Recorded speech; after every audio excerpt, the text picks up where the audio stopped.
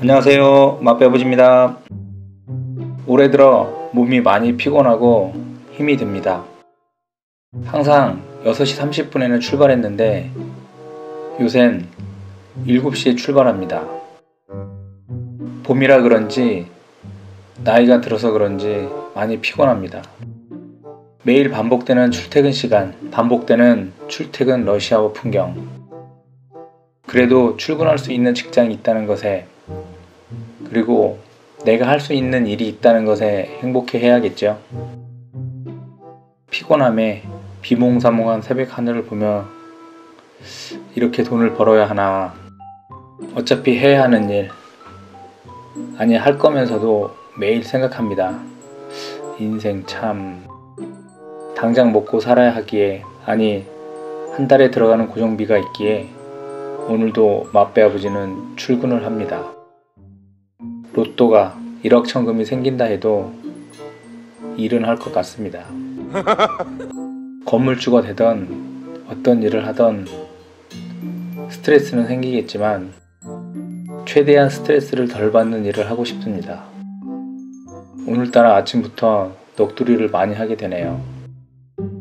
아무튼 오늘은 맛배아버지가 한 회사에서 20년을 일하게 된 배경을 말씀해 드리겠습니다.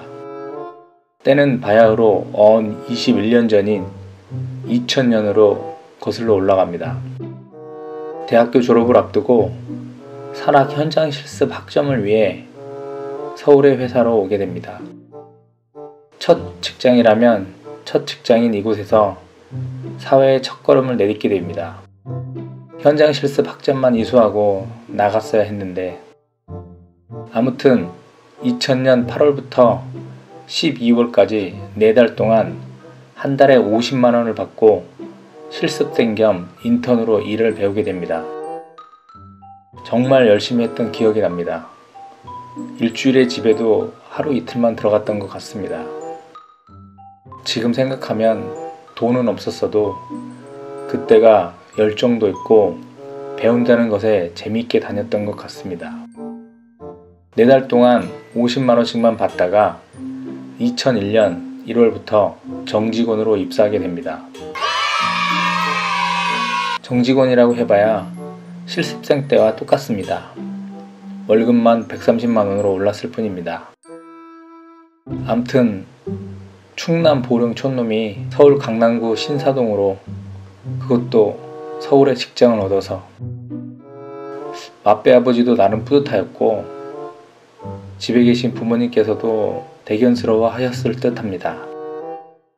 첫 직장에 사회 초년생이어서인지 평생 직장이라 생각하고 다니고 있는데 2001년 3월부터 월급이 밀리기 시작합니다. 처음 한두 달은 월급이 밀리더니 5월부터는 아예 지급을 안 해주기 시작합니다. 그 당시 맛배아버지는 반지하 전세 1000만원짜리 자취를 하고 있었는데 모아둔 돈도 없고 생활이 당연히 안 되겠죠. 해서 나름 생각을 하다가 이직을 하게 됩니다. 당시 한국에 총판이 2군데 있었는데 경쟁업체였던 지금 맛배아버지가 20년 동안 다니고 있는 지금 이곳으로 이직을 합니다. 참 아이러니한 것이 초년생이라 그랬던 건지 첫 직장이어서 그랬던 건지 몰라도 회사가 어려우니 밀린 월급은 받을 생각도 안 했었습니다. 이직한 회사 직원들이 왜 바보같이 안 받냐고, 노동부에 신고하라고, 신고하면 다 받을 수 있다고 너도 나도 말을 해줍니다.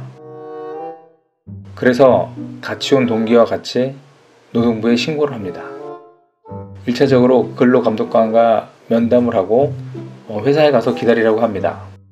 사업주한테 연락을 취했는데 2번이나 불출석해서 검찰에 송치한다는 우편물을 보내고 나니 전 사장가 출석했다고 합니다.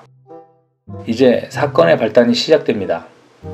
근로자인 맛배아버지와 사업주인 전 사장의 말이 틀리다며 근로감독관이 대면 조사를 하자고 합니다. 전 사업주인 사장가 자기는 월급을 줬는데 얘들이 월급을 안 받았다고 하면서 또 경쟁업체로 이직을 했다고 그렇게 이야기를 했다고 합니다. 이 새끼한테 입만 벌리면 거짓말이 자동으로 나와. 해서 근로감독관, 맞배 아버지와 동기, 전 사장 이렇게 대화를 시작합니다. 전 사장의 행동과 말이 아주 가관입니다.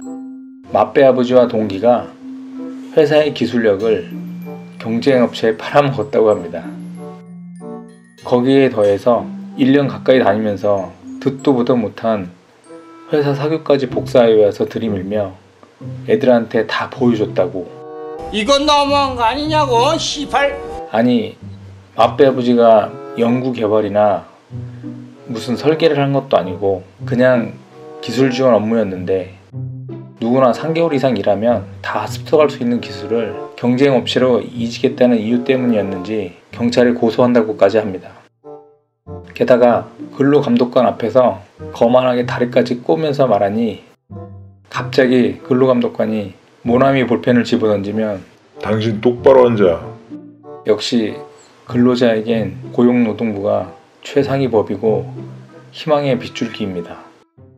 뭐 암튼 사업주가 월급을 미지급한 것이 확실하니 언제까지 지급하라고 한 뒤 대면 조사를 마치고 나왔습니다. 서로 껄끄럽게 끝나고 별로 좋지도 않은 분위기에서 따로 나왔어야 하는데 하필 또 같이 엘리베이터를 타게 됩니다. 사장이 삿대질하면서 니들 내가 경찰에 고소할 줄 알아. 알았어? 이렇게 엄포를 놓습니다. 아니, 방귀 낀 놈이 성낸다고 지가 잘못하고선 오히려 남한테 삿대질하면서 신고한다는 것에 결국 맞배 아버지가 그만 욕을 하고 말았습니다. 뭐래 이 개 조용히 해. 사장 쫄아서 그런지 쳐다보지도 못하고 그냥 내려버리더라고요. 아무튼 노동부 방문 이후 미지급된 월급도 미루다 한 달 만에 입금받고 평상시와 같이 회사를 잘 다니고 있었습니다. 1년 뒤인 2002년 전 사장이 갑자기 전화가 옵니다. 기호야, 이제 웃으면서 잘 지내보자. 전 사장님하고 웃을 일 없을 것 같습니다. 하고 전화를 매몰차게 끊어버렸습니다. 1년 뒤에 갑자기 전화 온 것도 그렇고 말투도 부드럽게 말하는 것도 그렇고 좀 이상했었습니다. 그 당시 사장님이셨던 지금의 회장님이신 사장님이 저를 불러서 이야기하십니다.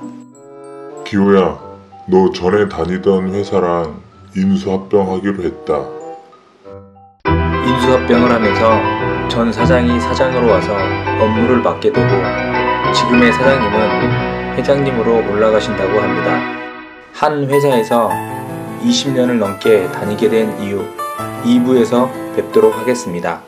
맞배 아버지의 조석가기 2탄 근로자에겐 고용노동부라는 든든한 백이 있다.